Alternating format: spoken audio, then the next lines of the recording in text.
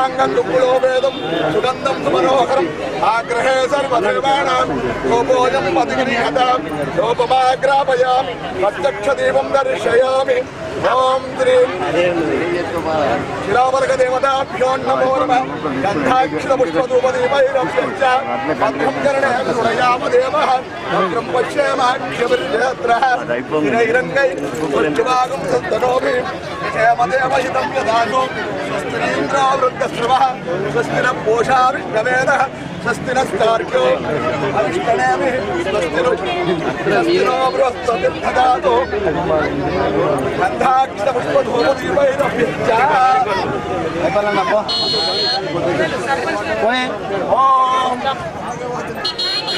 మందులు కొంచెం కొట్టు ఓం యా పరిణీర్యా బలం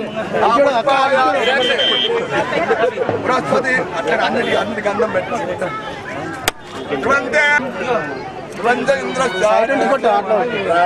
ధారయతాం ధ్రువం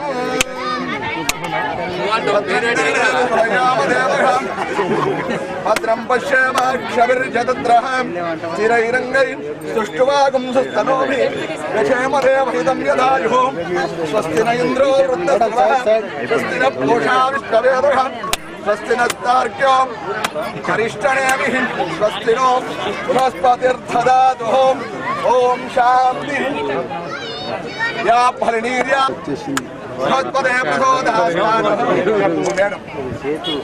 ओम पुष्पावति पतिपति प्राणिर्याबलावुदा स्वाहाय वदति परं हेरोधपारहिष्णवः अयं सुमुहूर्तो सुमुहूर्तमस्तु एतत्सुमुहूर्तकालं सूर्यादीनां नवानां ग्रहाणां ग्रहनक्षत्राणां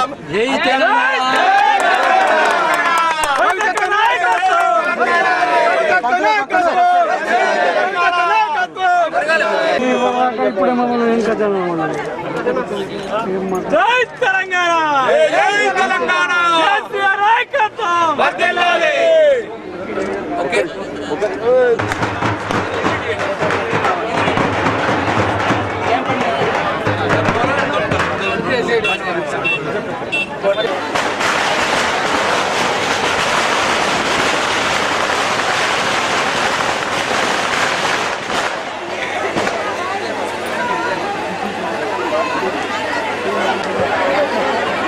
ఈనాటి మన కార్యక్రమానికి విచ్చేసినటువంటి గౌరవనీయులు మన పార్లమెంట్ సభ్యులు, పార్లమెంట్లోనే మన నిజామాబాద్ జిల్లా ఒకసారి చప్పట్లతో అభినందిద్దాం. పెద్ద ఎత్తున చప్పట్లు కొట్టాల్సిందిగా కోరుచున్నాం. ఇప్పుడు కవితమ్మ గారికి గ్రామాభివృద్ధి కమిటీ గౌరవనీయులు శ్రీ శేఖర్ ఎంఆర్ఓ గారిని వేదికపైకి రావాల్సిందిగా కోరుచున్నాము. అలాగే గౌరవనీయులు ఓకే వీడీసీ సభ్యులు తొందరగా ఎంపీ గారికి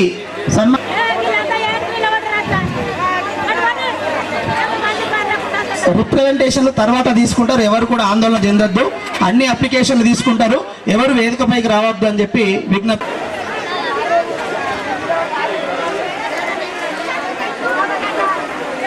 థ్యాంక్ యూ సార్. అలాగే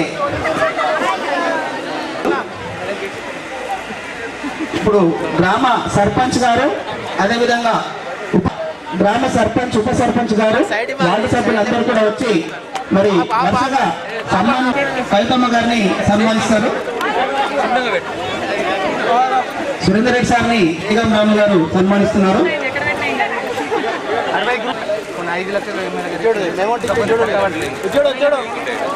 వీడీసీ సభ్యులు వేదిక మీద ఉన్నటువంటి పెద్దలకు పూలమాలతో సత్కరించాల్సిందిగా కోరుచున్నాము. వర్షక్రమంలో పూలమాలతో సత్కరింపజేయాల్సిందిగా గౌరవనీయులు వీడీసీ సభ్యులు చిన్నారెడ్డి గారిని, మరి అశోక్ గారిని రిక్వెస్ట్ చేస్తున్నాం. వేదిక వేసిన వాళ్ళు తొందరగా జరగాలి. మైపాల్ పై సత్కరించాల్సిన కోర్సులు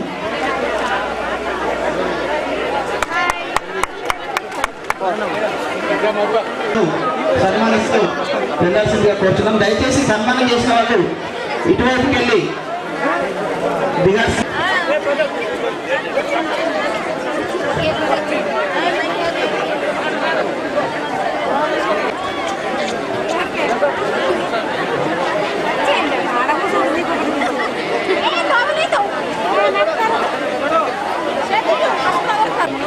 ఈ సబ్స్టేషన్ కమిటీ వారు సన్మానించాల్సిందిగా కోరుతున్నాం. అలాగే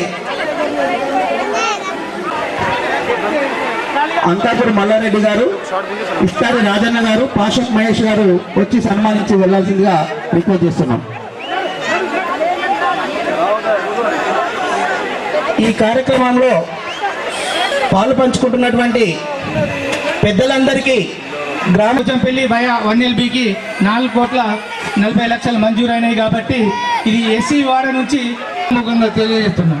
ముఖ్యంగా పార్లమెంటు సభ్యులు పెద్దలు కవితమ్మ గారికి ఒక మా అంశాపూర్ గ్రామం తరఫున విన్నపం ఎందుకంటే ఒక 2-3 సమస్యలు ఉన్నాయమ్మా. ఎందుకంటే ఇక్కడికి వచ్చిన మహిళా గ్రూప్ మహిళలు ముఖ్యంగా ఎందుకంటే అలా సందేశం పోవాలంటే మీరు స్పష్టంగా వాళ్ళకు ఆదేశాలు ఇవ్వాలని నేను సభాముఖంగా ప్రజలకి గ్రామ అంశాపూర్ నుంచి సందేశంగా పంపుతారని కోరుకుంటూ మరి అవకాశం ఇచ్చిన మహిళ ఈ ప్రోగ్రాంకి వచ్చిన మహిళలకు, రైతులకు, పత్రికా సోదరులకి ప్రతి ఒక్కరికి పేరు పేరున వందనాలు తెలుపుతున్నా. జై తెలంగాణ. ఈ శంకుస్థాపన కార్యక్రమం ఇచ్చేసినటువంటి మన నియోజకవర్గ గారి ముద్దుల కూతురు, మన పార్లమెంట్ సభ్యులు అనేటువంటి కల్వకుంట కవిత గారికి, అదేవిధంగా ఈ యొక్క కార్యక్రమానికి విచ్చేసిన వేదిక మీద ఉన్న పెద్దలకు, పిల్లలకు, మహిళా సోదరులకు, పత్రికా వివిధ గ్రామాల నుంచి వచ్చినటువంటి సర్పంచులు, ఎంపీటీసీలు, మీడియా మిత్రులు, చాలా పాఠశాల బైబర్కెట్ అయి గత 3 సంవత్సరాల నుంచి ప్రాథమిక పాఠశాల వేరే దగ్గర షిఫ్ట్ చేయడం జరిగింది. దానికి 2 రూములు ఉన్నాయి. ఇంకా 3 రూములు అయితే అదనంగా 3 రూములు అయితే అక్కడ స్కూల్ ప్రాథమిక పాఠశాల చాలేయబడుతుంది. ఆ 2 రూములు చేసి కూడా నిరుపయోగం అవుతుంది. కాబట్టి మేడం గారికి విజ్ఞప్తి చేయంగా ఇవి వెంటనే చేయాలని, అదేవిధంగా వెంకటేశ్వర గుడికి ప్రహరీ గోడ, హనుమాన్ మందిరానికి, పోచ మందిరానికి ప్రహరీ గోడ, బైపాస్ రోడ్డులో ఒక వాటర్ ట్యాంక్, అదే హనుమందిరం వద్ద కల్వర్టు, ఆశ్రమం దగ్గర కల్వర్టు నిర్మాణాలని, అదేవిధంగా ప్రాథమిక ఆరోగ్య కేంద్రం నూతన భవనం, అదేవిధంగా సతమల్లన గుట్టపై 30,000 లీటర్ల వాటర్ ట్యాంకు భక్తుల సౌకర్యార్థం చేయగలరని, ఇంకోటి ఇప్పుడే మిత్రుడు చెప్పిండు, పసుపు ఆరబెట్టడానికి సబ్సిడీపై ప్లాట్ఫామ్లు నిర్మించాలని, అదేవిధంగా పాదరసలింగం మారా ఆశ్రమం దగ్గర అక్కడ పవిత్ర ప్లేస్ ఉంది, అక్కడ సౌకర్యాలు కల్పించాలని, అదేవిధంగా సబ్సిడీపై సిమెంట్ రోడ్లు, ముఖ్యంగా అన్నిటికన్నా ముఖ్యమైనది ఈ గ్రామంలో సబ్స్టేషన్ నిర్మించి 1994లో అప్పుడు ప్రారంభించుకోవడం జరిగింది. ప్రారంభ సమయంలో కూడా 2 3.5 mm పవర్ ట్రాన్స్ఫార్మర్ పెట్టడం జరిగింది. అవి పాతవి, ఇవి ఇప్పుడు ఏ నిమిషంలో అయినా చెడిపోయే ప్రమాదం ఉంది. ఆల్రెడీ ఒకటి చెడిపోయింది. వాటి ప్లేస్లో 2 5 mm కొత్త ట్రాన్స్ఫార్మర్లు పవర్ ట్రాన్స్ఫార్మర్లు ఏర్పాటు చేయాలని చెప్పి విజ్ఞప్తి చేస్తూ, మరి అవకాశం ఇచ్చిన నాకు మేము అందరికీ గ్రామ ప్రజలకు కృతజ్ఞతలు తెలుపుతూ, మేడం గారికి మరొకసారి ఈ యొక్క గ్రామాన్ని ముఖ్యమంత్రి గారి ముద్దుల బిడ్డగా మీరు ఈ గ్రామానికి వచ్చిన సందర్భంగా ఈ అంకాపూర్ సమస్యలు తీరిపోయినాయి, అంశాపూర్ సమస్యలు ఖచ్చితంగా తీస్తారని హామీ ఇస్తారని చెప్పి నేను ఈ సందర్భంగా విజ్ఞప్తి చేస్తూ మీకు ముగిస్తా ఉన్నాను. జై తెలంగాణ, జై హింద్. తెలంగాణ ఏమనగా మెయిన్ ముఖ్యమైన గ్రామ పంచాయతీ దింపిక అయిపోయింది కాబట్టి గ్రామ పంచాయతీ దింపిక అయిపోయింది కాబట్టి గ్రామ పంచాయతీ కావాలని కోరుకుంటున్నాం. ఎంపీ గారిని, ఎమ్మెల్యే గారిని. ఇప్పుడు ఒక సిసి రోడ్డు కావాలా సార్, 3 సిసి రోడ్లు పెట్టినా సార్, 3 సిసి రోడ్లు వేయాలని కోరుకుంటూ ఉన్నాం సార్. 3 అంటే స్కూల్, ప్రైమరీ స్కూల్లో 4-5 రూములు చెప్పినాం సార్. పరాలు కూడా ఒకటి సార్. ఇప్పుడు వెంకటేశ్వర గుడి కూడా ఒకటి, పరాలు కూడా సార్. ఇప్పుడు పరాలు కూడా సార్, పరాలు కూడా కావాలని సార్. బాగా బీడీలో పెంచింది కూడా బాగా కోరుకుంటున్నాం సార్. ఇప్పుడు మహిళలు కూడా అందరూ బీడీలో పెంచింది కావాలని బాగా ఇట్లా అలా గవర్నమెంట్ ఏమన్నా కాదు మా ఊళ్ళో ఇవన్నీ ఇప్పుడు 24 సార్ ఇప్పుడు ఫోన్లు లేవు సార్, ఫోన్లు కావాలా, ఫోన్లు లేవు సార్, ఫోన్లు కావాలని కోరుకుంటూ ఇప్పుడు ఇందిరమ్మ కాలనీలో కూడా ఫోన్లు మంజూరైన ఫోన్లు కూడా రాలేదు సార్. ఇప్పటికీ గ్రామ ప్రజలకు, యువ కిషోరాలకు, ముఖ్యంగా ఈ గ్రామానికి రాగానే ఎంతో ప్రేమతో అఖండ స్వాగతం పలికి నెత్తి మీద బోనాలు ఎత్తుకొని మాతో పాటు ఇక్కడికి పట్టుకొని నడుచుకుంటూ వచ్చిన నా ప్రియమైన అక్క చెల్లెళ్లకు, తల్లులకు, మీడియా మిత్రులకు అందరికి కూడా పేరు పేరున నా హృదయపూర్వక నమస్కారాలు తెలియజేసుకుంటా ఉన్నా. మొట్టమొదలుగా మీ గ్రామానికి, ఈ వేల్పూర్ గ్రామానికి అంకసాపూర్ గ్రామానికి మధ్యలో 4 కిలోమీటర్ల దూరమే ఉన్నది. నాకు మా గ్రామం ఎంతో, అంకసాపూర్ కూడా అంతే. మా మేనత్త కూడా ఉండేది, మీ అందరికి తెలుసు. ఇప్పుడు వాళ్ళు లేరు. నేను ఇప్పుడే వస్తుంటే ఎంపీ అమ్మకి చెప్తా ఉన్నా, అమ్మ నేను ఈ ఊర్లో చిన్నతనం అంతా ఈ ఊర్లో పెరిగిన, సర్టిఫికెట్ అని చెప్తే 10 రోజులు ఇడికే వద్దాం, మా ఇంటికి వెళ్ళి మా మేనత్త దగ్గరకు వద్దాము. చాలా ఈ ఊరితో నాకు చాలా అవినాభావ సంబంధం ఉన్నది. ఎన్నికలప్పుడు కూడా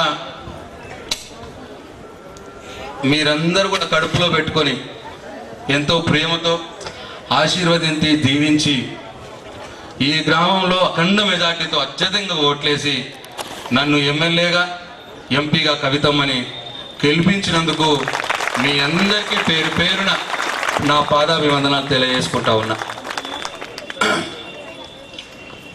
అభివృద్ధి విషయం మీరందరూ చూస్తూనే ఉన్నారు. సంవత్సర కాలంగా కొత్త రాష్ట్రమైనా, కొత్త సంసారమైనా, ఎన్ని ఇబ్బందులు ఉన్నా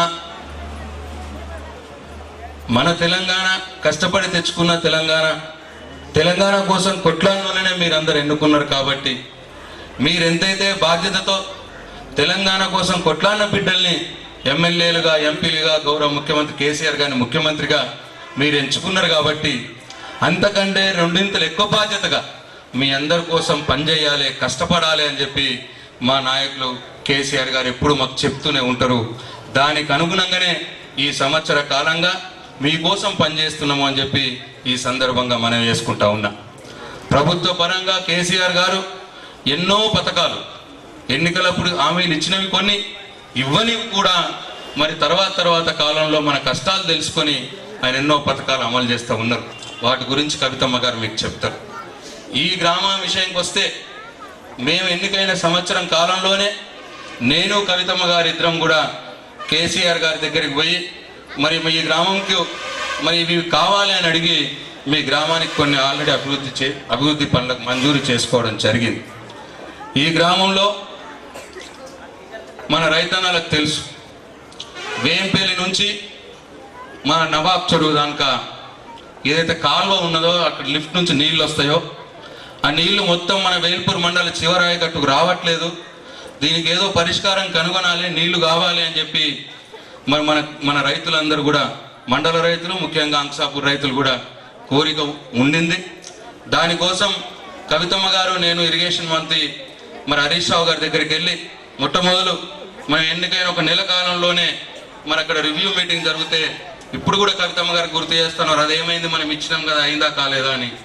సో దాని గురించి అడిగితే ఇప్పటికే ఆల్రెడీ అంటే ఏదైతే కాలువ ఉన్నదో ఆ కాలువ మరమ్మతులు సివిల్ వర్క్ కోసం మరి 3 కోట్ల రూపాయలు, అట్లే వేంపల్లి లిఫ్ట్లో 5 మోటార్లు కొత్తవి కొనుక్కొని దాన్ని ఆటోమేషన్ చేసుకొని ఒకటేసారి 5 మోటార్లు నడిపించుకొని కాలువ కూడా మంచిగా గైడ్ వాళ్ళతో మంచిగా చేసుకొని చివరి దానికి నీళ్ళు వచ్చేటట్టు బ్రహ్మాండంగా చేసుకోవడానికి 4,70,00,000 రూపాయలతోటి అది శాంక్షన్ కూడా చేసుకోవడం జరిగింది అని చెప్పి ఈ సందర్భంగా మీకు ఆనందంగా, గర్వంగా తెలియజేస్తా ఉన్నా.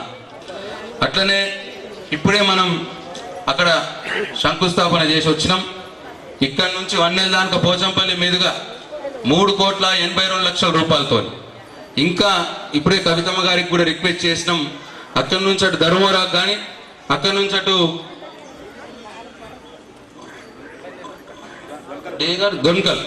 దొన్కల్కు ధర్మవరాకు 2 కూడా లింక్ కలిపేందుకు ఇంకొక 4 కోట్ల రూపాయలు కూడా శాంక్షన్ చేసుకునే దిశగా ఎంపీ గారు ప్రయత్నం చేస్తా అని మనకు మాట ఇచ్చిరు కాబట్టి వారికి మీ తరఫున కృతజ్ఞతలు తెలియజేసుకుంటా ఉన్నా.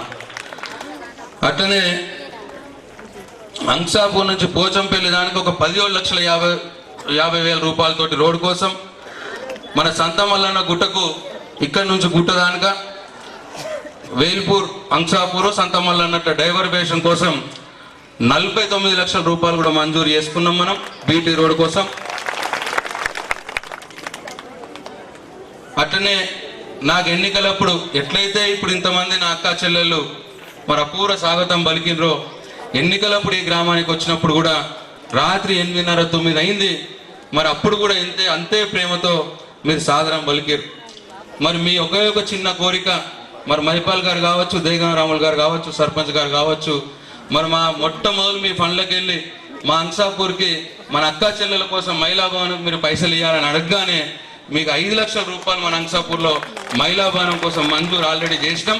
తొందరలోనే పనులు కూడా మొత్తం కంప్లీట్ అవుతాయని చెప్పి ఈ సందర్భంగా మనం చేస్తా ఉన్నాం. ఇక పెన్షన్ల విషయం ఇప్పుడే మరి కొందరు ఇప్పుడు అప్లికేషన్లు ఇచ్చి ఉన్నారు. వాస్తవంగా ఈ ప్రభుత్వం ప్రయత్నం చేస్తున్నది, మీరు దయచేసి అర్థం చేసుకోవాలి. ఇంతకుముందు 200 రూపాయలు వచ్చేది, ఇప్పుడు 1000 రూపాయలు చేసుకుంటున్నాం. 500 రూపాయలు వచ్చేటోళ్ళకి 1500 రూపాయలు చేసుకున్నాం. ఇంతకుముందు బీడీ కార్మికుల గురించి ఆలోచించిన నాయకులు లేడు, పార్టీ లేదు. కానీ మొట్టమొదలుగా గౌరవ ఎంపీ గారు ఆ రోజు మోర్తాడు సభలో హెలికాప్టర్ దిగి కారులో మీటింగ్ కాడికి వచ్చేంత లోపలనే మరి ఎంపీ మేడం డాడీ మా నియోజకవర్గంలో పార్లమెంట్ నియోజకవర్గంలో అత్యధిక బీడీ కార్మికులు ఉంటారు, మరి వాళ్ళ కోసం మనం ఏదైనా ఆలోచించాలి, బాల్కొండలో కూడా ఉంటారు, ప్రశాంత్ అన్నకు కూడా మరి మంచి పేరు వస్తుంది అని చెప్పి తనే స్వయంగా కారులో గౌరవ ముఖ్యమంత్రి గారికి అడిగిన వెంటనే మన ముఖ్యమంత్రి గారు నన్ను కూడా ఏమంటావు ప్రశాంత్ అంటే, నిజమే సార్ కవితమ్మ చెప్పింది వాస్తవమే, బీడీ కార్మికులకు కొద్దిగా మనం ఆదుకోవాలి, పెన్షన్ అనొద్దు కానీ వృత్తిగాను వాళ్ళు సంపాదించేదానికి ఇంక అదనంగా కొద్దిగా మనం సహాయం చేస్తే బాగుంటుంది సార్ అనగానే అప్పటిదప్పుడే మోర్తాడు సభలో ఆయన ప్రకటించడం జరిగింది. దానికి తగ్గట్టుగానే ఇవాళ మేము బీడీ కార్మికులకు మనము పింఛన్లు కూడా ఇచ్చుకుంటున్నాం. ఈ గ్రామంలో 339 మందికి నెలకు 1000 రూపాయలు చొప్పున ఆల్రెడీ మనం పింఛన్లు ఇచ్చుకుంటున్నాం. అట్లనే 342 మందికి ఆసరా పింఛన్లు ఇచ్చుకుంటున్నాం. అయినా ఇంకా కొద్దిగా రావట్లేదు అని చెప్పి, ఇంకా వచ్చేది ఉన్నది అని చెప్పి నా అక్కా చెల్లెళ్ళు అంటున్నారు. వాళ్ళకు కూడా తప్పక ఇచ్చుకుంటాం. కానీ మీరు ఒక్కటి ఇక్కడ ఆలోచించుకోవాలి, ఏదో జిత్తుకు పోయి పక్కింటి ఆమెకు వచ్చింది నాకు రావాలి కదా అని జిత్తుకు పోతే మొదటికే మోసం వస్తుంది. ఈ పింఛన్ల ప్రోగ్రాం అనేది పేదవాళ్ళ కోసం, పట్టెడు అన్నం తినే దిక్కులేని వాళ్ళకు అన్నం పెట్టి ఆసరాగా ఉండాలి అని చెప్పి పింఛన్ల ప్రోగ్రాం పెట్టుకున్నాం. అంతేగాని ఎవరి ప్రతి ఇంటికి రావాలంటే ఇక పింఛన్లన్నీ పక్కన పెట్టి ఇంటికో 1000 రూపాయలు పంచితే సరిపోతుంది. కాబట్టి మీరు అర్థం చేసుకోవాలి, తెలంగాణ ప్రభుత్వం మీ ప్రభుత్వం మీకోసం పనిచేస్తున్నది, ప్రయత్నం చేస్తున్నది. ఇంతకుముందుగా పారిపోలే, ఇచ్చుడు మొదలు పెట్టినాం. ఇంకా అర్హులు ఎవరైనా ఉంటే నిజంగానే ఇంకా రాని వాళ్ళు, బీద వాళ్ళు, రాని వాళ్ళు ఉంటే వాళ్ళందరూ కూడా ఇప్పించే బాధ్యత కవితమ్మ గారు నేను తీసుకుంటాము అని చెప్పి ఈ సందర్భంగా మీకు మనవి చేస్తా ఉన్నా. కాబట్టి ఈ సందర్భాన కవితమ్మ గారి గురించి కూడా ఒకటి చెప్పాలి. ఇంతకుముందు ఎంపీ అంటే వాళ్ళకి ఇట్లా తిరిగినరా ఊర్లల్లో? అసలు ఇంతకుముందు మనకి ఎంపీ అంటే వాళ్ళు గుర్తున్నది ఎవరికన్నా? నిజంగా చెప్పు విమానంగా ఎవరికన్నా గుర్తున్నదా ఎంపీ అంటే ఎవరో? మన ఊర్లలో తిరగకపోయేది. పోనీ ఎంపీ ఏం చేయాలి? ఢిల్లీలో పార్లమెంట్లో మాట్లాడాలి. ఎవడన్నా ఈ 50 సంవత్సరాల కాలంలో మన బుద్ధి ఎరిగిన కాడ నుంచి మన ఎంపీ, నిజామాబాద్ ఎంపీ ఎవరన్నా కానీ ఏమైందా? ఎవరన్నా కానీ ఒక ఎంపీ అంటోడు నిజామాబాద్ నుంచి గెలిచిన ఎంపీ పార్లమెంట్లో ఒక్కరోజన్నా మాట్లాడింది మనం ఎప్పుడైనా చూసినామా, చదివినామా? ఇవాళ ఏం చేస్తుంది మన కవితమ్మ? ఇట్లా దయ్యం పట్టినట్టు ఇప్పుడు ఊర్లలో తిరుగుతుంది ఇష్టం వచ్చినట్టు. మళ్ళీ ఇలా రాత్రికి 7కి పోవాలో తెలుసా ఆమె? 3 రోజుల నాడు దుబాయ్లో ఉన్నది, 4 రోజుల నాడు కువైట్లో ఉన్నది నిన్న, మళ్ళీ ఇవాళ ఈడికి వచ్చింది. మళ్ళీ ఇవాళ రాత్రి బేరాన్ పోతున్నది. ఆడ కూడా తెలంగాణ గురించి చెప్పడానికి, ఆడ కూడా మన బిడ్డలు గలుపులా బాధపడుతున్నారు కాబట్టి వాళ్ళ గురించి తెలుసుకోవాలి. తెలుసుకొని మళ్ళీ ముఖ్యమంత్రి గారికి చెప్పి వాళ్ళని ఆదుకోవాలా, ఎట్లా ఆదుకోవాలా, ఏం చేయాలని చెప్పి వాళ్ళ కోసం కష్టపడతాను. ఇంతే చాలది. పార్లమెంట్లో కవితమ్మ గారు మైకు పట్టుకుంటే ప్రధానమంత్రి మోడీ కూడా తిరిగి చూస్తాడు, ఇట్లా కవితమ్మని ఏం మాట్లాడుతుందా అని చెప్పి. అటువంటి పరిస్థితి, అటువంటి గొప్ప నాయకురాలు ఇవాళ మనకు దక్కడం మన నిజామాబాద్ జిల్లా ప్రజల అదృష్టం అని చెప్పి ఈ సందర్భంగా మీ అందరికి మనవి చేసుకుంటా ఉన్నా. కాబట్టి ఇవాళ మన అభివృద్ధి పెద్ద కష్టమైన పనేం కాదు. ఎందుకంటే మన ఎంపీ గారు ఉన్నారు, కానీ ఒక్కొక్కటి చేసుకుంటాం, అన్ని ఒక్కటేసారి కావు. 60 ఏళ్ల నుంచి ఇప్పుడే ఇంతకుముందు కవితమ్మ గారు చెప్పారు, 60 ఏళ్ల నుంచి ఆంధ్రలో పాలన కింద మగ్గినాం. నీళ్లు పోయినాయి, నిధులు పోయినాయి, ఉద్యోగాలు పోయినాయి. మరి ఇవాళ ఒకటేసారి నెత్తి మీద పడుతున్నాయి. అయినా సరే భయపడేది లేదు, బాజాప్తా చేసుకుంటాం. కేసీఆర్ భయపడలే అన్నాడు, కవితమ్మ గారు కూడా భయపడది, నేను కూడా భయపడ్డాను, నేను కూడా మొండ కొట్టుకునే ఎట్లనే వేసుకుంటాం. ఒక్కటి సంవత్సరానికి ఈ ఊర్లో ఏమేమి ముఖ్యమైన పనులు ఉన్నాయి ఒకటొకటి తప్పకుండా చేసుకుంటాం. మీ అందరి ముఖాల్లో సంతోషం చూడటానికే మేము ఎమ్మెల్యేలం ఎంపీలమైనాం, కానీ ఇంతకుముందు నాయకులు తిరిగి పోజులు కొట్టడానికి కాదు అని చెప్పి మీ అందరికీ మనవి చేసుకుంటూ ఈ అవకాశం ఇచ్చిన మీ అందరికీ పేరు పేరున మరొకసారి నా హృదయపూర్వక నమస్కారాలు తెలియజేసుకుంటూ ముగిస్తున్నా. జై తెలంగాణ, జై తెలంగాణ. ఒకసారి సభ్యులందరికీ, మా అక్క చెల్లెలందరికీ కూడా పేరు పేరున ఉద్యమాభివందనం. ఎలక్షన్లు అప్పుడు కలిసినామంటే మళ్ళీ ఇప్పుడు కలుస్తున్నాం. ఎలక్షన్లు అప్పుడు వచ్చి మిమ్మల్ని ఓట్లు అడిగిన వెంటనే మమ్మల్ని ఆశీర్వదించి ప్రశాంత్ రెడ్డి అన్నను, నన్ను ఒకరిని అసెంబ్లీకి, నన్ను పార్లమెంటుకు పంపి ఆశీర్వదించారు మీరందరూ. మరి మీ ఆశీర్వాదం వల్లనే, మీరిచ్చినటువంటి ధైర్యంతోనే, మీరిచ్చినటువంటి బలంతోనే ఇవాళ తన అసెంబ్లీలో మాట్లాడినా, నేను లోక్సభలో మాట్లాడినా మాకు ధైర్యం, మాకు అండ వెనుక మా వాళ్ళు ఉన్నారు, మమ్మల్ని గెలిపించి ఇక్కడికి పంపినరని. మరి అటువంటి కొండంత ధైర్యాన్ని మాకు ఇచ్చినందుకు మీ అందరికీ కూడా పేరు పేరున మళ్ళొకసారి ధన్యవాదాలు తెలియజేసుకుంటా ఉన్నాను. మనందరికీ తెలుసు, తెలంగాణ తెచ్చుకున్నదే అభివృద్ధి చేసుకోవడానికి, తెలంగాణ తెచ్చుకున్నదే మీ అందరు సంతోషంగా ఉండడానికి, తెలంగాణ తెచ్చుకున్నదే 60 ఏళ్ళు ఆగమాగమైనటువంటి మొత్తం గ్రామాలను, పట్టణాలను, మన తెలంగాణను మంచిగా చేసుకోవడానికి. ఇక పరిస్థితి ఎట్లున్నదంటే, మనకు ఏం సాఫ్ లేని ఒక చిన్న జాగిచ్చారు. ఇవాళ మొదలు దాన్ని సాఫ్ చేసుకుంటున్నాం, తర్వాత ఫౌండేషన్ వేసుకోవాలి, తర్వాత బంగ్లా కట్టాలి. అంత కట్టినాక కూడా పరిస్థితి ఎట్లుంటుంది, ఇల్లు అలకంగానే పండగ కాదు కదా, మళ్ళీ అప్పుడు కూడా ముగ్గులు పెట్టాలి, చాలా కథ ఉంటుంది. అయితే ఇప్పుడు దీన్ని అంతటికీ 1 సంవత్సరం పాటు మన ముఖ్యమంత్రి గారు కేసీఆర్ గారు ఏం చేసిండ్రు, 1 సంవత్సరం పాటు ఇన్ని రోజులు మన కోసం వాళ్ళు ఎప్పుడు ఏం స్కీములు చేయలేదు, మన దగ్గర 1 రూపాయి ఖర్చు పెట్టాలని వాళ్ళు ఆలోచన చేయలేదు. ఏ డిపార్ట్మెంట్లో కూడా అయ్యో మరి మన తెలంగాణ వాళ్ళు ఇబ్బంది పడుతున్నారు కదా, వాళ్ళ కోసం ఏమైనా చేయాలి అని అనుకోలేదు. ఈ సంవత్సరం పాటు దాదాపుగా ప్రతి ఒక్క డిపార్ట్మెంట్, ప్రభుత్వం అంటే 250 డిపార్ట్మెంట్లు ఉంటాయి, ఆ డిపార్ట్మెంట్లు అన్నీ కూడా రివ్యూ చేసుకుంటా, మరి మన తెలంగాణకి ఏదైతే బాగుంటుంది అనుకుంటా ఒక్కొక్క పని చేసుకుంటూ వస్తూ ఉన్నారు మన ముఖ్యమంత్రి గారు. మరి వారి అడుగుజాడలో నడుచుకుంటూ శాసనసభ్యులైనా మేమైనా కూడా ఇక్కడ ప్రతి ఒక్క గ్రామంలో ఉన్నటువంటి సమస్యను వారికి చెప్పుకుంటూ చిన్న చిన్న కార్యక్రమాలు చేసుకుంటూ వస్తున్నాం. మరి వాళ్ళు అందులో భాగంగానే దాదాపు మన ఒక్క గ్రామానికే, అంక్సాపూర్ ఒక్క గ్రామానికే 11 కోట్ల రూపాయలతో ఇవాళ కార్యక్రమాలు మనం చేసుకుంటా ఉన్నాం. ఇదివరకు ఎప్పుడు కూడా మొత్తం మన జిల్లాకు కలిపి రోడ్లకు అన్ని డబ్బులు రాలే. ఈ ఒక్కసారి మన నిజామాబాద్ జిల్లాకు రోడ్లకు దాదాపుగా మనకే 90 వచ్చినాయి, మనకి దాదాపుగా 1200 కోట్లు మన జిల్లాకు ఓన్లీ రోడ్ల కోసమే రావడం జరిగింది. 1 కాదు 2 కాదు. ఎందుకు చెప్తా ఉన్నామంటే, మనం ఉద్యమం జరిగినప్పుడు జై తెలంగాణ అని ప్రతి ఒక్కరం రోడ్లు ఎక్కినప్పుడు పాపం మా ఆడబిడ్డలు అందరూ కూడా రోడ్లెక్కి బతుకమ్మలు బోనాలు అనుకుంటూనే తిరిగినాం. మనం కూడా దీక్షలల్లో, టెంట్లలో కూర్చున్నాం. ఎప్పుడు పిలిస్తప్పుడు కొన్ని ఊర్లలో అయితే దండుకు కట్టుకున్నారు, ఇగో నువ్వు రావా తెలంగాణకు, నువ్వు దండుకు కట్టుకొని కూడా ఉద్యమాలు చేసిన సందర్భం. ఆనాడు మనం ఏమనుకున్నాం, ఇగో పైసలన్నీ ఇక్కడి మన ఆంధ్రోళ్ళ దగ్గరికి పోతున్నాయి, అవన్నీ తెచ్చుకోవాలనుకున్నాం. ఇవాళ జరుగుతున్నది కూడా అదే. ఆనాడు ఆంధ్ర నాయకుల ఇళ్లకు పైసలు పోతే ఇవాళ మన ఊర్లకు పైసలు వస్తున్నాయి. గా పైసలే ఇవి. ఈ 11 కోట్లైనా అవే, మన నిజామాబాద్కు వచ్చినటువంటి 1200 కోట్ల రూపాయలైనా కూడా అవే. అంటే మనం ఉద్యమం చేసిందే 3 కోసం: నీళ్ల కోసం, నిధుల కోసం, నియామకాల కోసం. నిధులు అన్నవి ఇప్పుడు మీ కళ్ళ ముందు కనిపిస్తున్నాయి. నీళ్లకు సంబంధించి కూడా మీకు తెలుసు, ఎవ్వరు కూడా ఏ ఒక్క ఇంటికి కూడా నల్లా లేని ఇల్లు ఉండొద్దు, మంచినీళ్ళు ప్రతి ఇంటికి నల్లతో రావాలని 30,000 కోట్లతోని ఇవాళ మనం మంచినీటి పథకాన్ని చేపడుతున్నాం.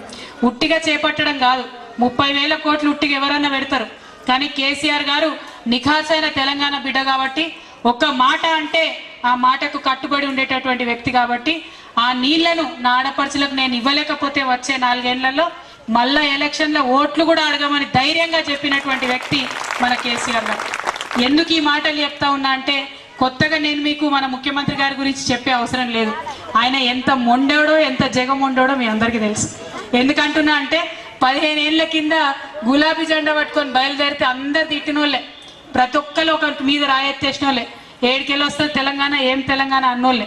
కానీ లంకలో పుట్టినన్ని రాక్షసులే అన్నట్టు ఆంధ్రోళ్ళందరూ ఎంత గయ్యాల్లో మీకు తెలుసు. కానీ వాళ్ళ చేతులకెళ్ళి వాళ్ళ తెలంగాణ గుంజుకొచ్చినామంటే ఆయన ఎంత మొండోడో కూడా మీకు అర్థమై ఉండాలి. మరి ఆ మొండితనమే ఇవాళ పాలనలో కూడా చూపిస్తూ ఉన్నాం. ఆ మొండితనమే ఇవాళ మనం పట్టుబట్టి పని చేస్తూ ఉన్నాం. చాలా దగ్గరలో నిజానికి కరెంటు మనకు సరిగ్గా లేనటువంటి పరిస్థితి, ఎక్కడ కూడా సరిగ్గా లేకుండే. 7 గంటల్లో రైతులకు నిండుగా ఇద్దామంటే ఇక్కడ అందరు రైతులే ఉంటారు. అంకాపూర్ రైతులకు మీరేం తీసిపోయిన రైతులు కాదు. నిజానికి అంకాపూర్కి పేరు బాగా వచ్చింది, కానీ అంకాపూర్లో ఇంకా చాలా మంచి వ్యవసాయం చేస్తారన్న విషయం చాలా మంది కూడా నాకు చెప్పినటువంటి సందర్భాన్ని గుర్తున్నది మాకు. అయితే మీ అందరు రైతులకు బాగా తెలుసు కరెంటు విలువ ఏంది, ఎట్లా మనం కరెంటు కోసం తల్లాడమని.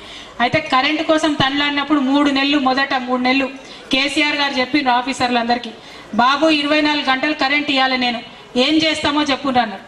మన సారు పనిచేసినంత, మన కేసీఆర్ గారు పనిచేసినంత స్పీడ్తోని ఆఫీసర్లు ఎవరు అందుకోలే. చాలా కష్టమైంది వాళ్ళకు కూడా.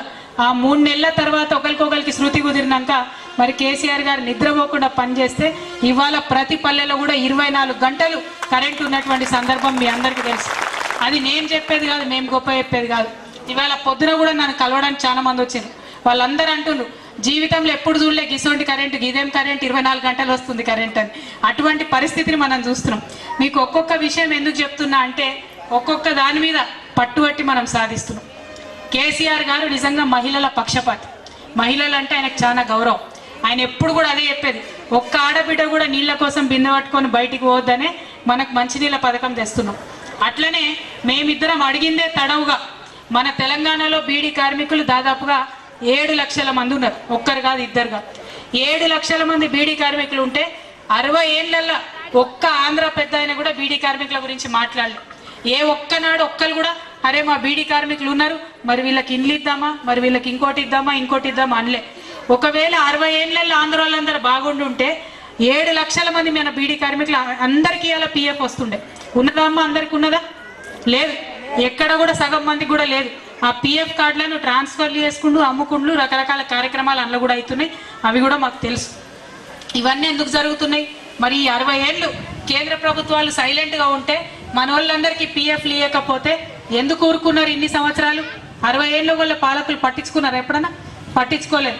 కానీ ఎన్నికల ముందు కేసీఆర్ గారిని మేము అడిగిన వెంటనే ఆయన ఒకటే మాట అన్నారు, మన తెలంగాణలో అత్యధికంగా కష్టపడుతున్నది మన ఆడబిడ్డలే, బీడీ కార్మికులే, ఖచ్చితంగా వాళ్ళకు మనం ఇవ్వాలి పెన్షన్ అని చెప్పి. ఆ రకంగానే మనం ఏం చేసినాం, ప్రతి ఒక్కరికి 1000 రూపాయల భృతి ఇస్తామని ఎలక్షన్లలో చెప్పిన విధంగా అమలు పెట్టడం స్టార్ట్ చేసినాం. అయితే జరిగిన తర్వాత ఏమైంది, ఇక్కడ మీ అందరికి నేను చెప్పాలి ఒక విషయం. మన అందరికీ 60 ఏళ్ళు ఆంధ్ర పాలనలో ఉన్న భయం ఉన్నది కదా. ప్రభుత్వం ఎప్పుడు ఏది అడిగినా మీరు కరెక్ట్గా చెప్పరు. ఎందుకు చెప్పరు? మీకు భయం, అయ్యో ఏం తీసేస్తారో ఏం పడో అని. అయితే దీంతో ఏమైంది, కేసీఆర్ గారు వచ్చి మన సకల కుటుంబ సర్వే అని పెట్టిరు. అందరిని ఇంటికాడ ఉండమంటే మీరు అందరు మంచి ఇంటికాడ ఉన్నారు, మటన్ కూర వండుకొని తిన్నారు, అక్కడ దాకా బాగుంది. కానీ జరిగింది ఏంది, వివరాలు చెప్పండి అంటే అప్పటిదాకా బీడీలు చేసుకునేట ఆమె కూడా చాట లోపల దాచిపెట్టి నేను బీడీలు చేయ అని చెప్పింది. అవునా కదా? చెప్పారు కదా. వినండి. అప్పటిదాకా 10 ఏళ్ల కింద బీడీలు చేసి ఇడిచిపెట్టిన వాళ్ళు కొంతమంది కూడా మేము బీడీలు చేస్తున్నామని చెప్పుకున్నారు. అదేవిధంగా చాలా మంది సరైనటువంటి వివరాలు ఇవ్వలేదు. ఎందుకు ఇవ్వలేదంటే ఒక రకమైన భయంతో మీరు వివరాలు ఇవ్వలేదు. కానీ మేమేమనుకున్నాం, అరే ఇది మన తెలంగాణలో మనం సర్వే చేసినాం, మన ప్రజలందరూ మనకు కరెక్ట్ చెప్పినా అనుకోని కేసీఆర్ గారు ఏమన్నారు, ఆ సకల కుటుంబ సర్వేల ఎవరెవరైతే బీడీ కార్మికులమని చెప్పిర్రో వాళ్ళందరికీ పింఛన్లు ఇచ్చేయాలి అన్నారు. ఆయన తప్పులేదు కదా పాపం, మీరంతా సరిగా చెప్తారని అనుకున్నాం. అందరికీ ఇవ్వను, అందరికి ఇచ్చుట్లు. ఇప్పుడు ఇబ్బంది ఏమైంది, పిఎఫ్ లేని వాళ్ళకి కొంతమందికి వచ్చింది, బీడీలు చేసి ఇడిసబెట్టిన వాళ్ళకి కొంతమంది వచ్చింది. కానీ వాస్తవంగా పిఎఫ్ ఉండి బీడీలు చేస్తున్న వాళ్ళకి చాలా మందికి రాలేదు. అది మా తప్పు ఇప్పటి వరకైతే కాదని నేను మీ అందరికీ సవినయంగా మనవి చేస్తాను. అయినా కూడా మా ఆడబిడ్డలు ఇబ్బంది పడకూడదు కాబట్టి ఈ విషయాన్ని మేము కేసీఆర్ గారికి ఇప్పుడు కాదు, ఎప్పుడైతే పెన్షన్ మొదటి నెల ఇయ్యంగానే మీరు అందరు వచ్చిరు మా దగ్గర రాగానే కేసీఆర్ గారికి చెప్పినాం. మీకు ఒక లెక్క చెప్తాను నేను, లెక్కలు వచ్చి అర్థమవుతుంది అందరికి.